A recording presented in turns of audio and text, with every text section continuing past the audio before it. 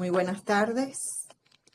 Desde el British Council les damos la más cordial bienvenida a esta nueva sesión de los ELT Webinars y ELT en Education Venezuela. Nos alegra profundamente contar con su participación en este espacio de encuentro y aprendizaje colaborativo donde seguimos promoviendo el desarrollo profesional de docentes y fortaleciendo las prácticas educativas inclusivas. En esta oportunidad abordaremos un tema esencial para quienes trabajamos en educación: bienestar docente en entornos inclusivos. Durante esta sesión reflexionaremos sobre la importancia de reconocer y gestionar las emociones que emergen en la práctica pedagógica, especialmente en contextos donde la diversidad y la inclusión plantean nuevos desafíos y oportunidades. Exploraremos cómo identificar factores emocionales asociados al estrés y a la carga mental que pueden experimentar los docentes, así como estrategias de autocuidado, construcción de redes de apoyo y prácticas restaurativas que contribuyan a fortalecer el bienestar personal y profesional. El objetivo es ofrecer herramientas que permitan a los educadores cuidar de sí mismos mientras continúan acompañando el aprendizaje de sus estudiantes desde una perspectiva inclusiva.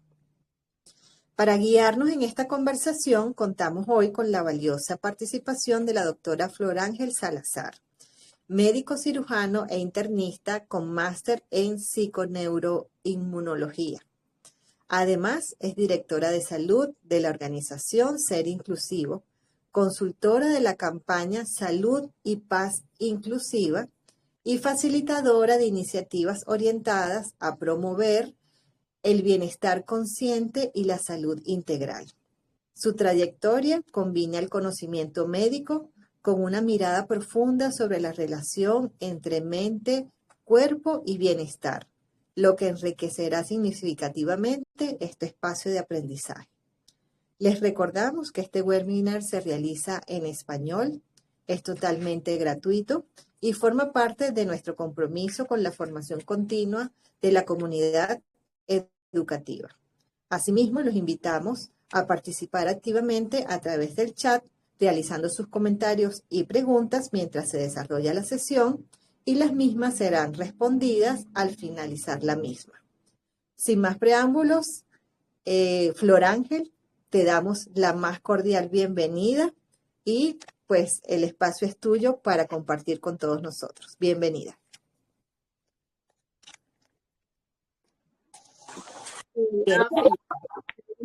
¿Me escuchan bien? Bueno, darle las bienvenidas a todos los que están presentes. Realmente un espacio de pausa que suele ser bastante necesario, y más en profesiones como lo es la docencia. Agradecerle al British por la invitación a la organización Ser Inclusivo y crear estos espacios de bienestar que realmente, desde mi mirada de vida, son parte del sostén de lo que es la vida y cualquier cosa que se desee realizar en ella. Entonces, importante, hoy vamos a hablar del bienestar de docentes en entornos inclusivos. Recordando que hoy no solo hablaremos de lo que es la parte pedagógica, sino que hablaremos de ustedes, los docentes, que definitivamente son el motor de un aula.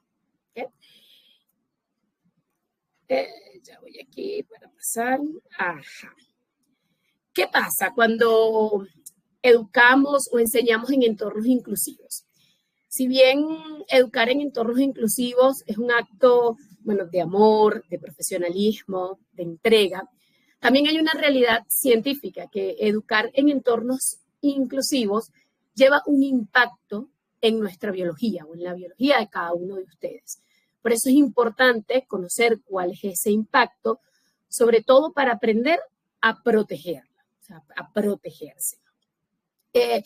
Hay una realidad cuando se está en entornos inclusivos o cuando se enseña en entornos inclusivos que no solamente se enseña, ¿okay?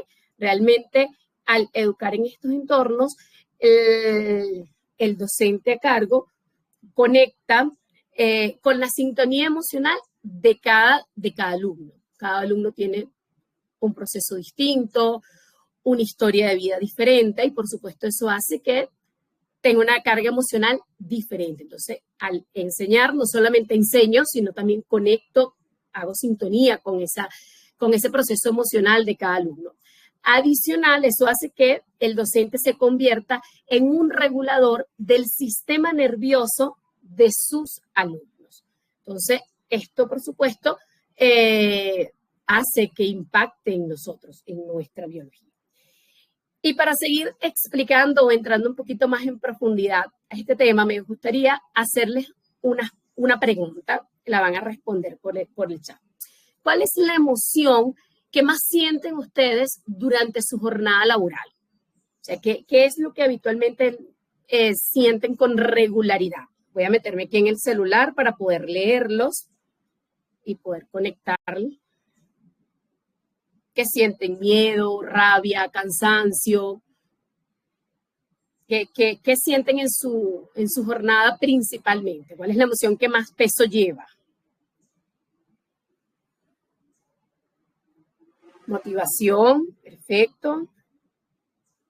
Alegría, chévere. Ansiedad por todas las situaciones que se deben controlar. Feliz tarde, satisfacción. ¿Qué más? Durante la jornada como tal, ¿qué más? ¿Hay alguien más que le hace como a Caribel que de repente sienta quizás ansiedad por todas las cosas, cansancio, motivación e inspiración, satisfacción por el objetivo logrado, preocupación? Perfecto, chévere. Entonces, fíjense qué ocurre. Búsqueda constante de motivación, interesante. Perspectiva de lo que sucederá. Fíjense qué ocurre. Hay una realidad cuando enseñamos en entornos inclusivos y es que hay muchas demandas, porque bueno, está las diferentes necesidades que puedan tener mis alumnos, más cuando estamos en entornos inclusivos, donde cada uno tiene una situación particular.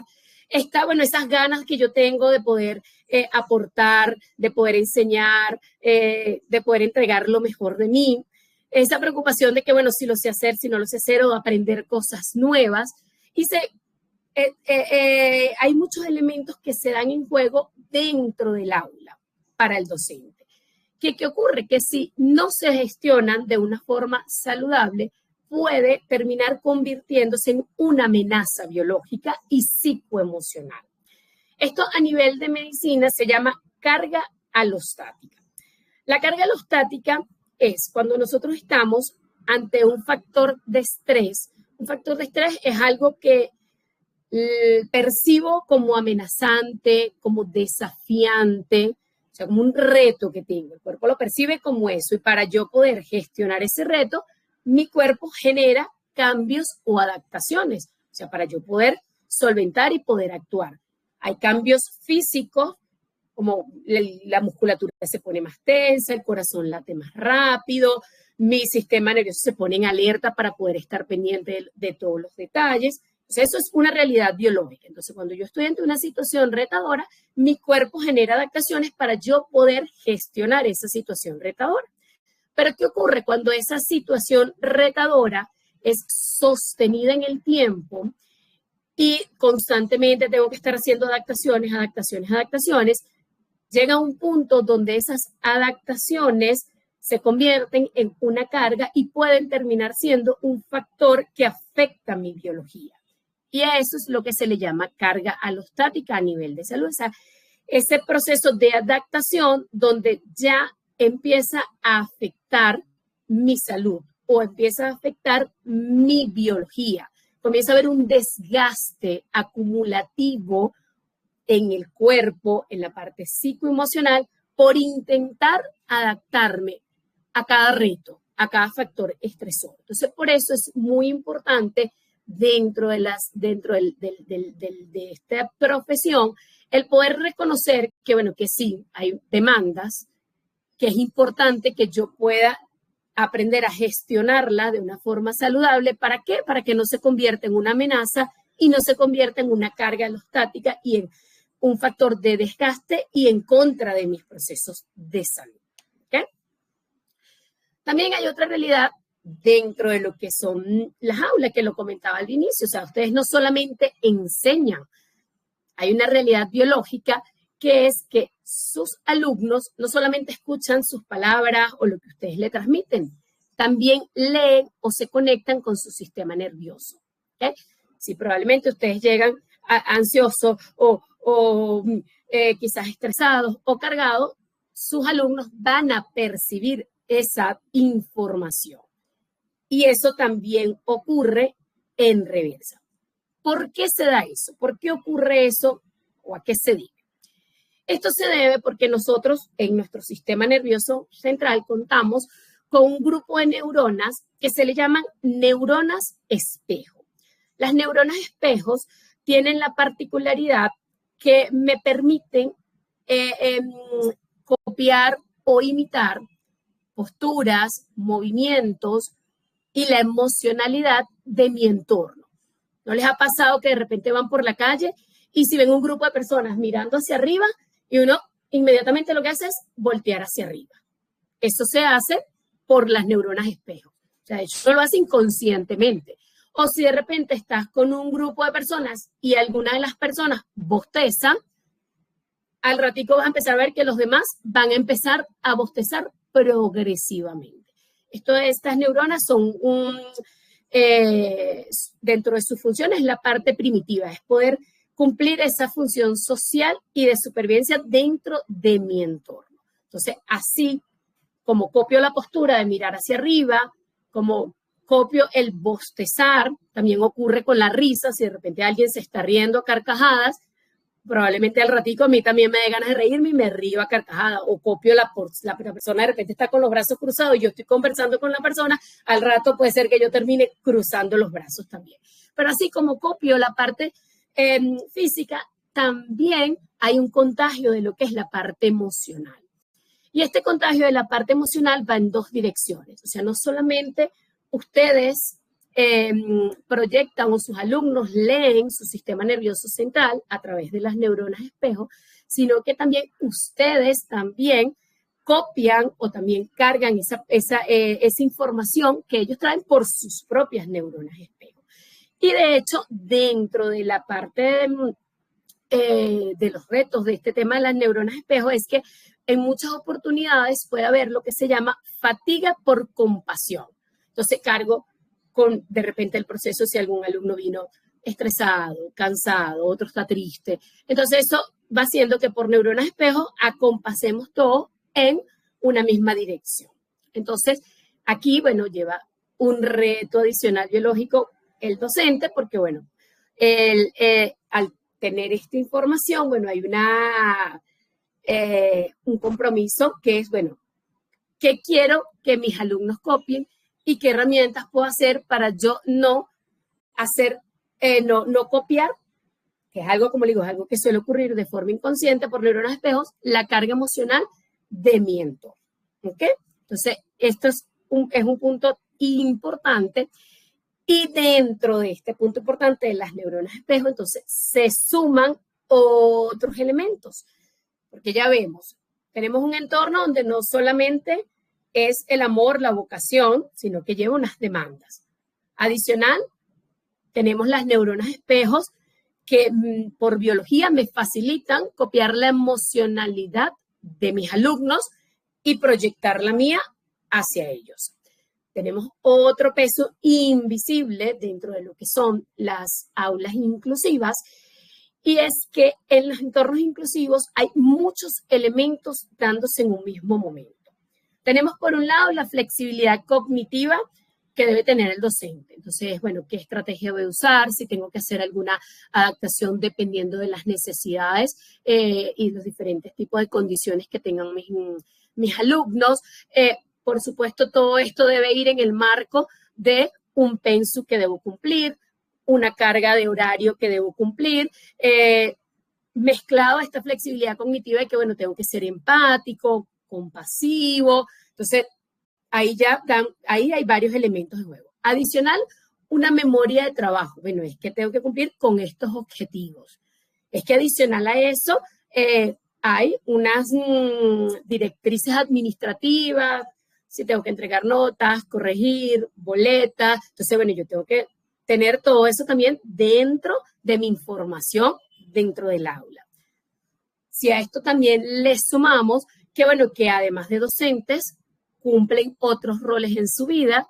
Bueno, son familias, son hijos, son padres, parejas, son vecinos, son ciudadanos de un país donde en cada uno de esos roles pueden existir, bueno, diferentes situaciones o experiencias que también pueden estar transitándose en algunos momentos con estrés, con su propia emocionalidad. Entonces, como esa emocionalidad de mis otros roles no las llevo a mi aula y no las llevo a mis alumnos. Entonces, también ese otro proceso cerebral allí activo de, bueno, inhibir o poder gestionar todas las otras cosas de mi vida, o sea, dejarlo afuera en una maletica, que sabemos que no es tan sencillo como dejarlo allí. Entonces, ¿qué ocurre con ese peso invisible? O sea, hay diferentes áreas de mi cerebro trabajando en un mismo momento. ¿Qué ocurre con mi cerebro cuando están muchas áreas trabajando y además conectándose? Porque no es que están trabajando de forma aislada, además se están conectando para yo poder lograr ese objetivo con mis alumnos. Por supuesto, eso hace que mi cerebro tenga mayor consumo de energía, mayor consumo de glucosa, mayor consumo de oxígeno. ¿Ok? Entonces, ¿qué ocurre? Esto amerita por parte del docente un esfuerzo adicional, ¿ok? Porque son muchas funciones ejecutivas dándose en un mismo momento, ¿ok? Entonces, ¿qué pasa? Este proceso de darse muchas funciones ejecutivas en un mismo momento, de que el cerebro consuma mayor cantidad de energía, puede, si no se gestiona de una forma saludable, puede percibirse como un estado de supervivencia, como un estado de alerta, porque, wow, son muchas cosas a las que tengo que responder y gestionar en un mismo momento. Entonces, ¿qué ocurre? En muchas oportunidades puede ocurrir que ocurra saturación biológica. No puedo más. Ya. Sobrepasé lo que es mi capacidad de poder gestionar tantas actividades o tantas funciones dándose en un mismo momento. Y aquí en este punto es muy importante que una de las formas de gestionarlo, que igual lo hablaremos más adelante, es poder tener esos espacios de pausa. ¿Por qué? Porque realmente el cerebro está trabajando mucho, con muchos elementos en un mismo momento. Y hay una realidad también biológica que es que el sistema nervioso central, entre ellos el cerebro, es el sistema que más energía consume de nuestro cuerpo. De hecho, no sé si les ha pasado que en muchas oportunidades de repente no hice nada físicamente hablando, pero a nivel mental tuve muchas cosas por hacer y el día termino como si me hubiesen dado una paliza o termino sumamente agotada.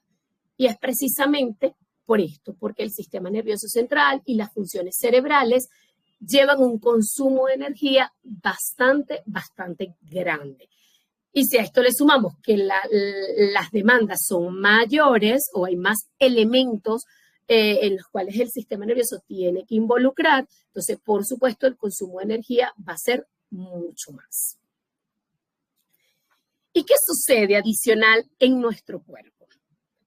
Otra de las cosas que también ocurre en nuestro cuerpo ante estas situaciones o procesos retadores, incluyendo el hecho de que estén muchas áreas cerebrales o muchas áreas ejecutivas funcionando en su máxima expresión, es que esto el cuerpo lo percibe como una alarma. O sea, lo percibe como, hey, aquí pasa algo. ¿Y qué ocurre cuando el cerebro percibe esto como una alarma?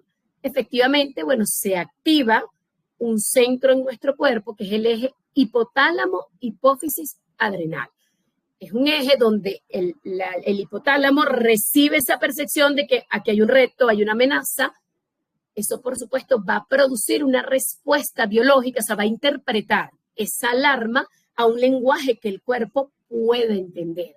Entonces, ¿qué hace? Bueno, se produce una cascada de hormonas, neurotransmisores y diferentes componentes bioquímicos que va a llegar como producto final a una glándula que está encima del riñón, que es la glándula suprarrenal.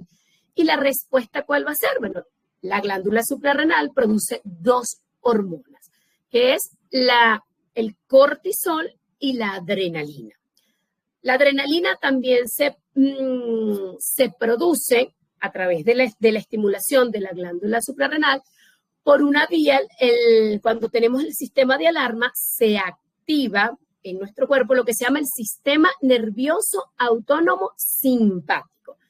El sistema nervioso autónomo es el que se encarga de todas esas funciones que yo no necesito conscientemente decirle. O sea, yo no necesito decirle a mi corazón que lata. Él lo hace. Y si yo, por ejemplo, corro, mi corazón va a latir más rápido, producto de esa respuesta que hace mi sistema nervioso autónomo. O sea, él sabe que si yo estoy durmiendo, el corazón va a latir más lento.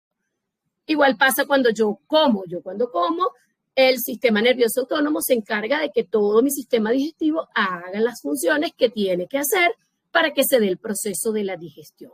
Entonces, igual ocurre cuando se activa esa alarma, se activa el sistema nervioso autónomo, en este caso, la línea del simpático, que se le llama el sistema de lucha o huida. O sea, es el sistema que me permite prepararme para yo poder luchar o huir de ese reto, poder accionar. Entonces, igual el sistema nervioso autónomo estimula la glándula suprarrenal y hace que se produzca la adrenalina. ¿Qué hace cortisol y adrenalina? Bueno, cortisol y adrenalina prepara mi cuerpo para yo poder responder ante ese reto. Hace que mi musculatura se contraiga más. Entonces yo puedo tener más energía, más fuerza, poder accionar, poder incluso tolerar jornadas largas en el caso de ahorita de trabajo, incluso poder de repente si estoy con niños pequeños, poder cargarlo, o si algún niño en algún momento quizás se pone agresivo, poder sostenerlo y hacerle contención. Entonces, eso me lo permite el sistema nervioso autónomo junto con el cortisol, con la producción con la activación del eje hipotálamo, hipófisis adrenal. ¿Qué más ocurre? Bueno, hace que mi corazón lata más rápido. ¿Con qué finalidad? Bueno, con la finalidad de poder mandar más sangre o más energía a todo mi sistema, porque se supone que estoy en un momento de reto. También hace que mi presión arterial se eleve, también con la misma finalidad de poder obtener energía.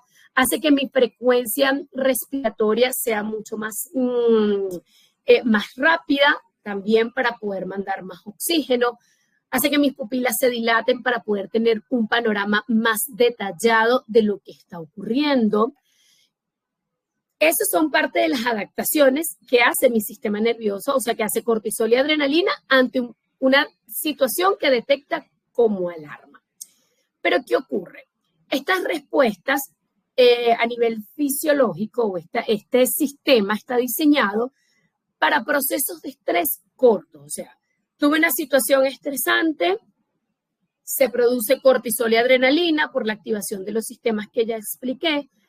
Una vez que pasa esa situación de estrés, todo vuelve a la calma. Mi musculatura se vuelve a relajar, baja la frecuencia cardíaca, la presión arterial, la respiración, todo vuelve a la calma.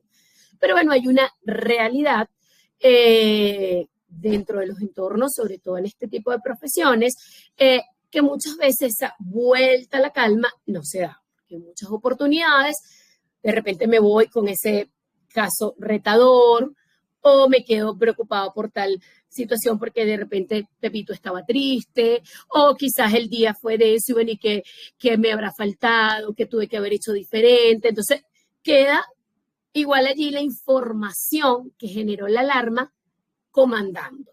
¿Y qué ocurre? Se sigue produciendo igual cortisol y adrenalina.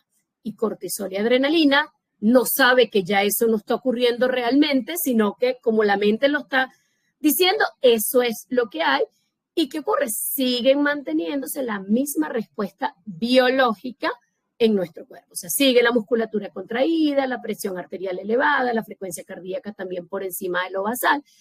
Y esto sostenido a largo plazo lleva a consecuencias como a nivel de lo que es la parte cerebral puede generar inflamación. Entonces se habla que se produce neuroinflamación.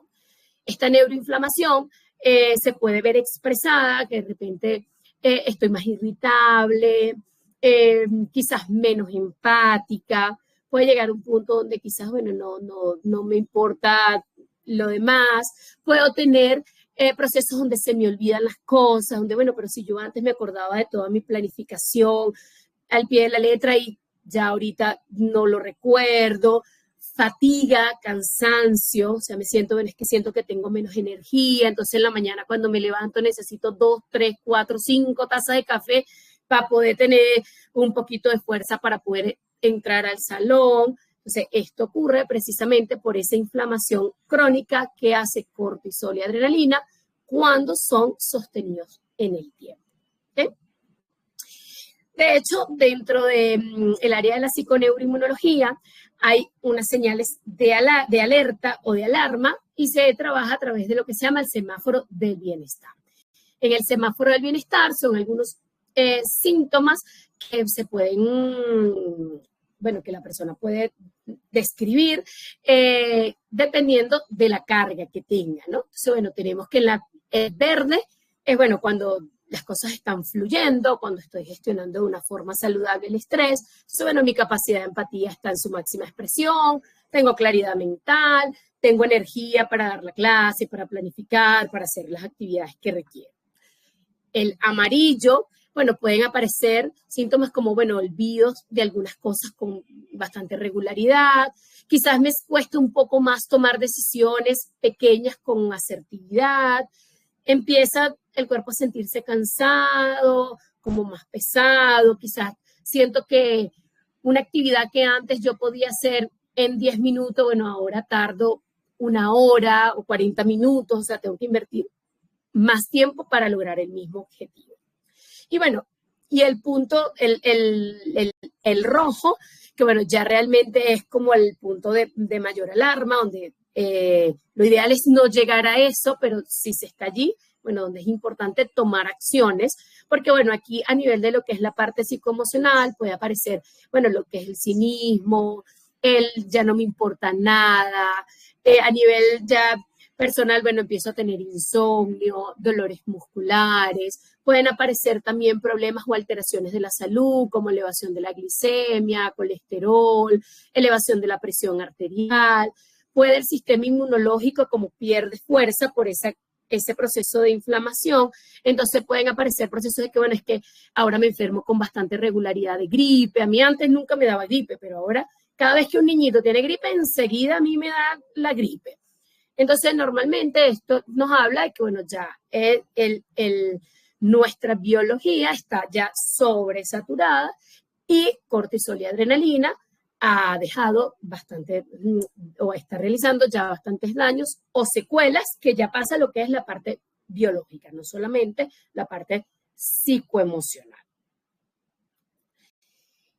Entonces, es importantísimo que ustedes como docentes reconozcan que el autocuidado no es egoísmo, es una herramienta clínica para su vida y para su profesión. ¿Okay?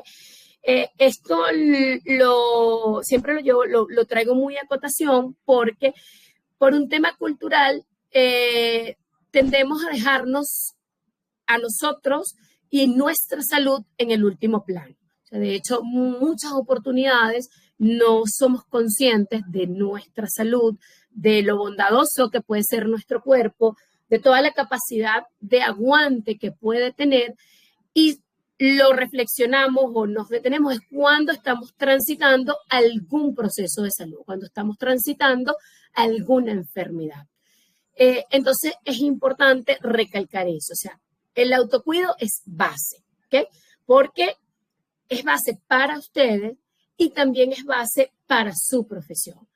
si ustedes, cada uno de ustedes se toma la tarea de poder priorizar el cuidarse, eso va a ser una estabilización de biología también para su salud, o sea, para su trabajo. Entonces, importantísimo llevarse esto aquí o tenerlo presente. ¿Okay? Aquí. Entonces, pero ¿qué hacemos? ¿O qué podemos hacer para poder, poder sostenernos, poder cuidarnos? Porque hay una realidad. Yo soy el docente y soy el que, ya sé lo de las neuronas espejo y entonces, trabajo para poder proyectar en mis alumnos ese proceso de regulación emocional y lo que quiero que ellos se lleven, pero ¿quién me sostiene a mí? O sea, ¿quién me regula a mí? ¿Okay? Entonces, aquí es importante dentro de lo que es el rescate biológico, tener en cuenta que primero no hay no es una lista de mercado, ¿okay? No es que es una lista o una receta. Cada persona tiene formas diferentes de poder gestionarse. Hay recomendaciones, hay sugerencias a modo grande y puede ser que en un momento dado esta estrategia me funcione muy bien, como puede ser que en otras circunstancias esa estrategia no es la ideal, sino otra. O puede ocurrir que a una persona le sirva una y quizás a otra esa no le es tan útil. Entonces, son muchas las herramientas que hay para poder gestionar de una forma saludable lo que es el estrés. Yo les voy a compartir algunas para, que ustedes la puedan empezar a poner en su práctica. El primer punto son pausas coherentes. Ya vimos que durante su jornada laboral son mucha la demanda que hay a nivel cerebral. Son muchas funciones dándose en un mismo momento. Entonces, necesitamos, es súper importante las pausas. Las pausas no tiene que ser que me voy a parar 200 horas o 1 hora, no. Puede ser micropausa. Por ejemplo, antes de entrar al salón. Antes de entrar al salón, de repente le doy una señal de seguridad a mi sistema nervioso central y hago eso coherencia con mi corazón, con respiraciones conscientes. Por ejemplo, tomo de 3 a 5 respiraciones profundas, donde inhalo, retengo y la exhalación la hago en un tiempo más largo que la inhalación. O sea, por ejemplo, inhalo en 4 tiempos. Entonces, a medida que voy inhalando, cuento 4. Retengo 4 tiempos. Y cuando voy a exhalar, voy a contar hasta 6. ¿Qué hace esto? Cuando mi exhalación es un poco más larga que la inhalación, se activa la contraparte del sistema nervioso simpático, que es el sistema nervioso parasimpático. Si el sistema nervioso simpático se encargaba de luchar, de huir, de poder generar todos los cambios en mi cuerpo para yo afrontar los retos, el sistema nervioso parasimpático hace todo lo contrario. Es el que me lleva a la calma, a la serenidad, a espacios, a sentir espacios seguros y poder aminorar un poco esa alarma que se activa cuando voy a entrar a ese salón. Entonces, puedo tomar de 3 a 5 respiraciones donde la exhalación sea más larga que la inhalación. Entonces, yo le informo a mi cerebro que es un espacio seguro. Adicional a esto, también se deben hacer micropausas de recuperación entre clases. Porque, ya sabemos que una sola clase demanda muchas funciones, entonces, Entonces, entre una clase y otra, puedo tomarme 2 minutos. 2 minutos puede ser con respiraciones diafragmáticas.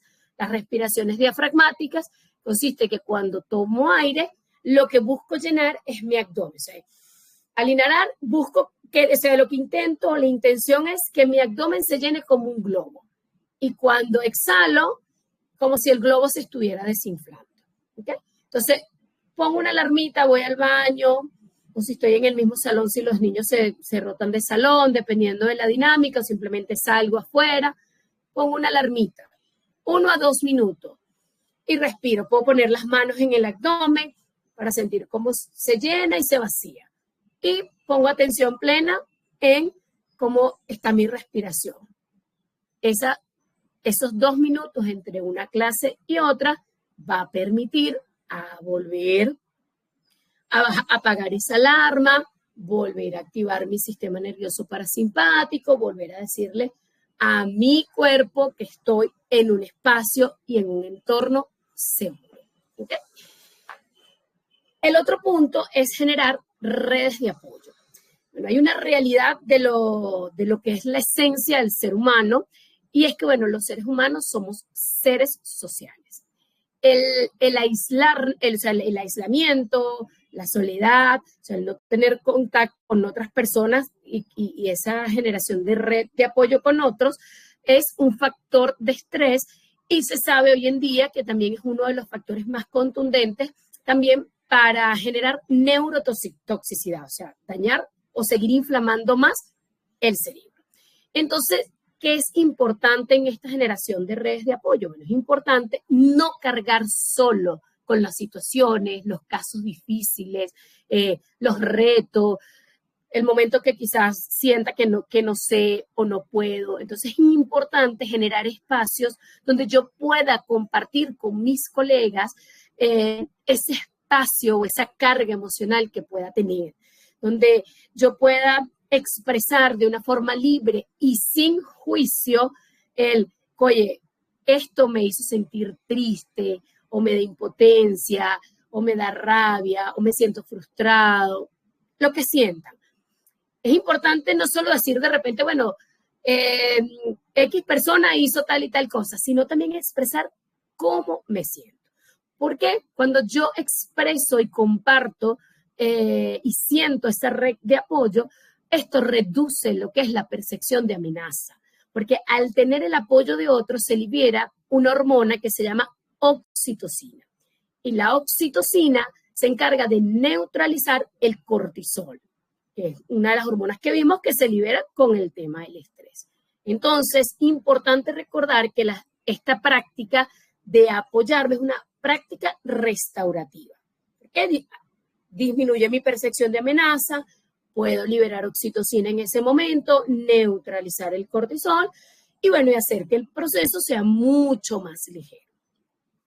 El otro punto es nombrar la emoción. Importante. Poder precisar con mayor exactitud qué siento, dónde lo siento. Mira, es que hoy me siento abrumada, siento que no puedo más, entonces me duele la espalda, los hombros, me siento tensa. Poder reconocerlo.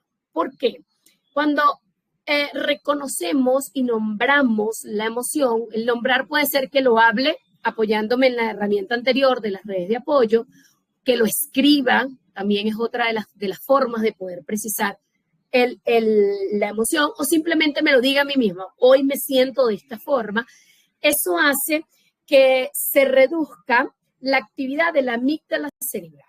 La amígdala cerebral es un área del cerebro que se encarga, pues como el centro del miedo. Entonces ella está activa ante estas situaciones de amenaza. Y la amígdala cerebral tiene la particularidad que cuando ella es quien toma el mando a nivel cerebral, porque quizás el miedo, la alerta, la alarma está en su máxima expresión, normalmente la respuesta de la amígdala es reactiva. O sea, es la que me dicen algo y respondo una chorrera de cosas y después yo, ay Dios mío, ¿qué dije? Normalmente allí es la amígdala quien hace esa respuesta, no. Entonces, cuando yo me doy el permiso de poder decir, esto es lo que siento, y como digo, incluso precisar dónde lo siento, la actividad de la amígdala se reduce. Entonces, eso evita que yo sea menos reactiva. ¿Okay? Allí, en ese caso, cuando la actividad de la amígdala se reduce, quien toma el comando es el área prefrontal, que es el área más desarrollada de nuestro cerebro. De hecho, es el área que nos hace distinguirnos como especie humana en comparación a los otros animales, y es el que me permite decir, bueno, quizás estoy abrumada, estoy cansada, estoy triste, pero no voy a pegar 4 gritos, sino que, bueno, voy a salir y voy a subir y bajar las escaleras para poder drenar. O voy a escribir, o voy a correr, o voy a decidir tomar alguna otra acción o voy a respirar porque necesito una pausa, entonces voy a hacer respiraciones para poder yo gestionar esto y no respondo a la primera. Entonces, importantísimo reconocer y ponerle nombre, y si la pueden describir a esa emoción, bueno, va a ser un elemento bastante útil dentro de sus aulas. Incluso una herramienta que les puede servir para sus alumnos, o sea, poder a la hora de repente de regularlos, si algún alumno se desborda, poder precisar qué siente, dónde lo siente.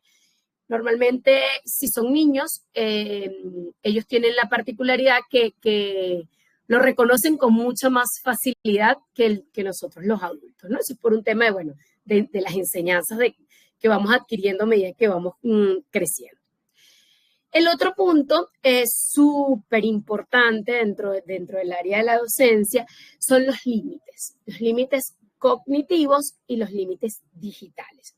A los límites cognitivos es importante cerebralmente hacer ese punto de cierre de mi espacio de trabajo. O sea, poder cuando termina mi jornada laboral, hacer una especie de ritual donde imagino que dejo la carga allí. ¿Con qué finalidad? Para no irme a casa con algún caso, alguna situación, algún proceso, no sé, quizás de incomodidad o lo que sea. Ese proceso de cierre se puede hacer de varias maneras. Podemos imaginar de repente que antes de salir de mi oficina, del salón de clase, como si dejara todo allí, o sea, proceso de imaginación. Porque esto funciona bastante bien porque el cuerpo cree todo lo que la mente le dice. Para el cuerpo lo que la mente dice es amén, esté pasando o no esté pasando en la vida real, en la vida tangible. Para el cuerpo esa es la realidad. Entonces, si yo imagino que es como si dejara toda esa carga dentro del aula, entonces esa es la información que mi cerebro va a recibir y la información que le va a enviar a mi cuerpo. Entonces, es una forma de poner límites. A esto de poner límites, por lo menos a mí me cuesta un poco el tema de la imaginación, entonces podemos sumarle elementos como quizás usar, no sé, si uso uniforme, entonces quizás intentar cambiarme dentro del colegio o antes de irme, porque entonces es una forma, es el aquí ya no es con esta ropa, la ropa puede ser simbólico, una chaqueta, pulsera, y que quedó súper importante. Bueno, hay una realidad hoy en día con los docentes y que el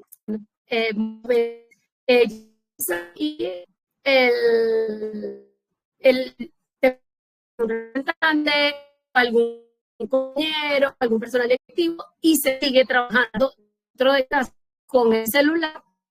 Bueno, es importante establecer horarios para los alumnos. Bueno, es la hora a la hora y ya es hora de cierre. Eso va a minorar también ese proceso de carga y de alarma. Ok, de repente llegué a casa y sigo gestionando y sigue la alarma encendida. Entonces, bueno, aquí ya sabemos las pausas, redes de apoyo, nombrar la emoción y establecer límites. Entonces, importante, recuerden, su salud es parte de sus herramientas pedagógicas, ¿ok? Es un elemento parte de su vida, pero es parte de sus herramientas pedagógicas. No podemos esperar, o lo ideal no es esperar a que la salud falte para darme cuenta que sin salud, ya sea física o psicoemocional, no hay forma de que haya aula, no hay forma de que yo pueda realizar una entrega sana, porque bueno, hay una realidad a nivel médico que es que no podemos dar lo que no tenemos, ¿okay? De hecho, si alguien va a donar sangre, uno de los requisitos es poder validar que su hemoglobina esté dentro de lo normal, porque no puede dar una persona que tenga anemia, no puede donar sangre porque no puede dar lo que no se tiene. Entonces, importantísimo tenerlo siempre presente. Su salud es parte de sus herramientas pedagógicas. Importante recordar que el autocuido es un proceso constante. No es que hoy fui, de repente tuve, no sé, un día de spa, después manejé bicicleta, después hice todo lo que no hago en toda la semana y después el resto de la semana me olvidé de mi salud. No, dentro del autocuido es preferible hacer pequeñas cosas como la respiración, las pausas, el hablar con un compañero, así sea 5 o 10 minutos para expresar cómo me siento, pequeñas cosas todos los días, de forma constante. Esto va a tener un mayor impacto en lo que es su biología y su parte psicoemocional y su bienestar a modo general. Otro punto importante, recordar que lo que es la regulación es un efecto dominó. Y bueno, ustedes son el ancla de su salud. Entonces, ustedes deciden, al tener este conocimiento y esta conciencia, cuál es el entorno neuroquímico que ustedes quieren gestionar o quieren transmitir en su salud. ¿Qué información a través de sus neuronas espejo quieren transmitirle ustedes a sus alumnos? Va en función de cada uno. Y lo otro importantísimo es reconocer que su bienestar va a ser el terreno de aprendizaje de cada alumno. Entonces, en base a cómo esté su bienestar, va a ser un terreno fértil o menos fértil. Entonces, reconocerlo siempre para poder priorizar su salud y su bienestar. Y para finalizar, bueno, les traigo este escrito donde les recuerdo que la inclusión comienza con la inclusión de nuestras propias necesidades. No hay forma de incluir si no me incluyo, ¿ok? Entonces, un docente regulado puede regular a sus alumnos, ¿ok? Recordando siempre que su salud no es un lujo, es un requisito ético y biológico para poder sostener su propia vida y su profesión. Bueno, muchísimas gracias por su atención. Y bueno, nada, si tienen alguna duda, alguna inquietud, algún comentario. Mira, tenemos por acá varias preguntitas, Flor Ángel. Ok. La primera es, ¿qué herramientas de autocuidado preventivo puede aplicar un docente durante una jornada de alta exigencia? Ok, las herramientas que dejé sirven también como prevención, porque de hecho la intención con esas herramientas no es esperar a que el proceso de salud se vea atropellado o el bienestar se vea atropellado para tomar acción. Entonces, las que dejé funcionan perfectamente. Importante cuando sabemos que tenemos días demandantes o cuando se sabe que probablemente ese día lleva una carga adicional, incluso conversarlo con uno, o sea, bueno, saber que hoy va a ser un día retador, así como te imaginas como si tú fueras tu amiga y tu amiga va a tener un día difícil, ¿qué le dirías a tu amiga en ese día difícil? Bueno, esas mismas palabras me las digo a mí, porque eso es una forma de yo poder informarle a mi cerebro de que, bueno, sí, probablemente debe ser un día retador, pero probablemente termine con vamos que sí podemos. Y durante el día retador, importantísimo, si hay la posibilidad de tener espacios de pausa pequeños. Sé que a veces los días retadores quizás 2 minutos es un reto, entonces espacios de 30 segundos, 1 minuto, ayudan, o sea, llevan un impacto biológico sorprendente en poder regularme en ese día. Muchísimas gracias, Flor Ángel. Por acá alguien nos pregunta también que de sufrir todos esos síntomas que comentaste al inicio, ¿a dónde se puede acudir? Sí, importantísimo si se sufren todos esos síntomas. Aquí hay, o sea, si la mirada o los síntomas suelen ser más hacia la parte psicoemocional, entonces es importante la ayuda, puede ser la parte psicológica, alguien que trabaje con la línea de psiconeuroinmunología, que trabaje con esta mirada de lo que es el abordaje psicoemocional. Si los síntomas son más físicos, porque también ocurre que hay personas que a veces la sintomatología es más hacia el cuerpo, o sea, importante siempre la evaluación de un médico internista para poder precisar en dónde se está parado y bueno, y cuáles serían las acciones dependiendo de dónde esté, porque también hay una realidad, cada cuerpo responde distinto y hay personas que son un sistema el que se ve más afectado, hay personas que son otros sistemas los que se ven más afectados y bueno, hay que individualizar siempre. Buenísimo. Por acá otro participante nos pregunta, cuando las personas tienen una condición en la cual el cerebro tiene mucha actividad simultánea en varios planos, algo como sobrepensar. ¿Cuáles son los riesgos de esa situación? Ajá, aquí un punto importante es así. Hay personas que por su personalidad, o sea, por su personalidad, historia de vida, aprenden o sobrepiensan o activan muchas áreas distintas del cerebro. ¿Qué ocurre? Eso es un factor de estrés. Se libera igual cortisol y adrenalina porque el cuerpo lo interpreta como una alarma, porque hay una realidad biológica. Nuestro cerebro no es multitarea. Eso es importante. Si bien muchas personas, sobre todo las mujeres, no, sí, podemos hacer 200 cosas a la vez. Probablemente la podemos hacer, pero hay una realidad. Si yo hago 200 cosas a la vez, mi nivel de atención va a estar dividida en esas 200 cosas. Entonces, yo no voy a poder estar en cada una de esas 200 cosas al 100%, no voy a poder estar. Y biológicamente eso es un factor de estrés, porque la naturaleza de mi biología cerebral es que no es multitarea. Es que hago una actividad y la termino, hago la otra y la termino. Que sí, bueno, lo puedo hacer, pero ¿a qué costo hago yo muchas cosas a la vez? Exacto. Porque tiene un costo biológico. ¿Qué ocurre? Hay personas que, como digo, por su historia de vida, por creencias, desarrollan, o sea, sobrepiensan mucho. Y bueno, por supuesto, eso es volver a enseñar al cerebro a hacerlo distinto. También hay otra realidad, hay personas que tienen trastornos sensoriales y tienen hipersensibilidad en algunos sentidos, entonces perciben con mayor intensidad o muchas más cosas los estímulos del ambiente.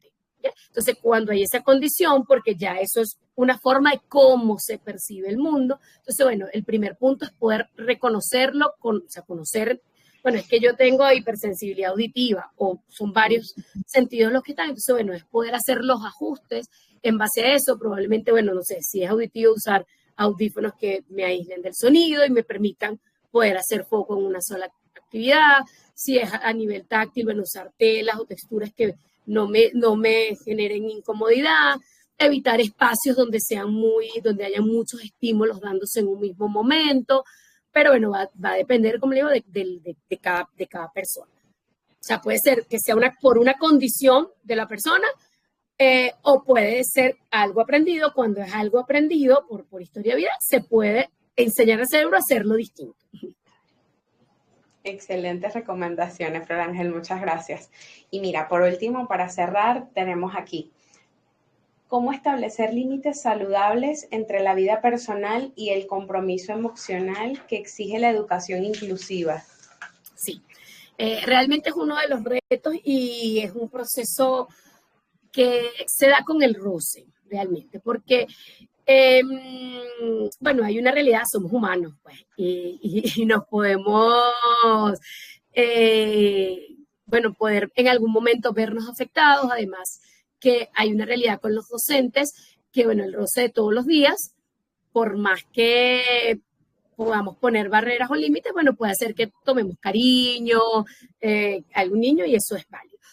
Aquí un punto importante con ese límite es el poder reconocer que primero, como persona, no somos indispensables. Segundo, poder reconocer en esa persona con discapacidad sus capacidades. Entonces yo no la veo desde la limitante y probablemente no me engancho en lo que es la lástima, el pobrecito, y ay, qué horrible, sino en, bueno, qué capacidades puedo yo trabajar para potenciársela.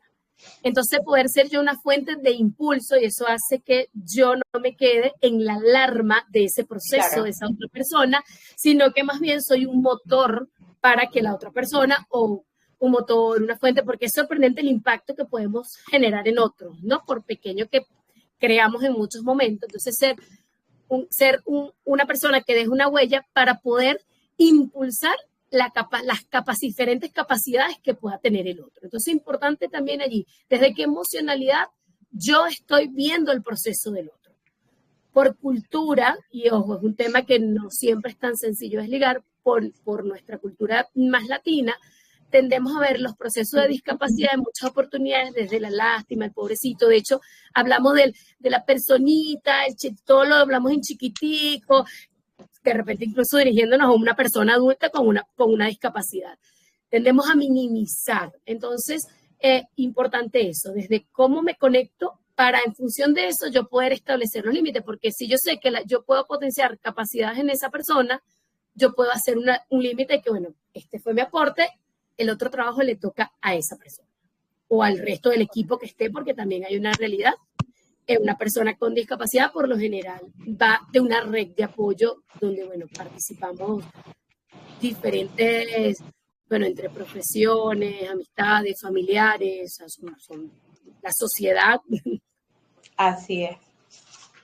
Bueno, Flor Ángel, muchísimas gracias por compartir con nosotros tus conocimientos y reflexiones sobre este tema tan importante como lo es el bienestar docente en contextos educativos e inclusivos. También queremos agradecer a todas las personas que nos acompañaron el día de hoy por su participación, sus preguntas y por seguir formando parte de esta comunidad comprometida con la educación y el desarrollo profesional docente. Les recordamos que las grabaciones de nuestros webinars están disponibles en el canal de YouTube del British Council Venezuela. Allí pueden revisarlas nuevamente y compartirlas con sus colegas y comunidades educativas. También les queremos invitar cordialmente a nuestro próximo webinar, que será el 26 de marzo a las 5 p.m. por esta vía, acá en el grupo de Telegram, nuevamente con la doctora Flor Ángel, titulado Gestión de las emociones en el aula inicial y básica, donde continuaremos profundizando en las herramientas para el acompañamiento emocional y el contexto educativo. Esperamos contar nuevamente con su participación. Muchas gracias por acompañarnos hoy. Gracias, Flor Ángel. Gracias, feliz día, gracias a todos por estar